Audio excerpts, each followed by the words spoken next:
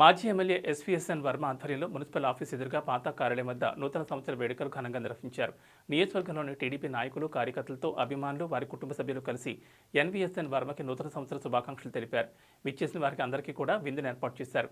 ఆయన ప్రజలందరూ కూడా నూతన సంవత్సర శుభాకాంక్షలు తెలియజేశారు. ఈ సందర్భంగా ఆయన మాట్లాడుతూ, ఇప్పుడు మిమ్మల్ని ఓటు అడగడానికి వస్తున్నాను అంటున్న వారందరూ కూడా కరోనాలోని మీరు ఇతర ఇబ్బందుల్లో ఉన్నప్పుడు ఎవరూ లేరని, గెలిచినా ఓడినా వర్మ ఎప్పుడూ పిఠాపురం నియోజకవర్గ ప్రజల యొక్క సేవలోనే ఉన్నాడని, రైతుల కష్టం వచ్చినా అభిమానుల కష్టం వచ్చినా ముందుండేది తానే అని అన్నారు. దీన్ని బట్టి పిఠాపురం నియోజకవర్గ ప్రజలు ఆలోచించుకోవాలని అన్నారు.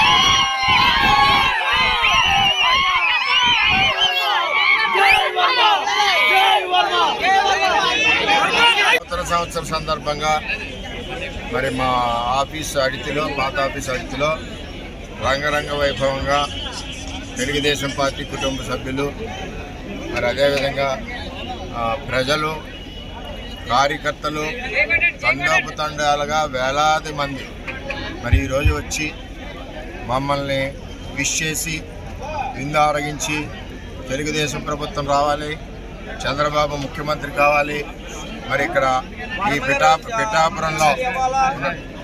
పిఠాపురంలో ఎమ్మెల్యేగా తెలుగుదేశం పార్టీ గెలవాలి అనే ఒక పట్టుదలతో కార్యకర్తలు, ప్రజలందరూ కూడా ఉన్నారు. ఈ ప్రజలందరూ కూడా ఎంతో పట్టుదలతో ఉన్నారు. ఎలక్షన్ ఎప్పుడు వస్తుందా, పిఠాపురాన్ని తెలుగుదేశం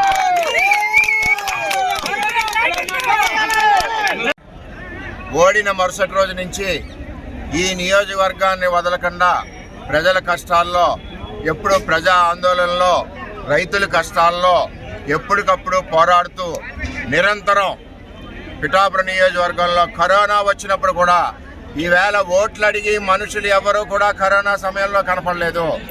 ఒక్క వర్మే కరోనా వచ్చినప్పుడు కూడా నియోజకవర్గ ప్రజలకు అండగా ఉన్నాడు, ధైర్యంగా ఉన్నాడు. ఈవేళ 2 నెలల 3 నెలల ముందు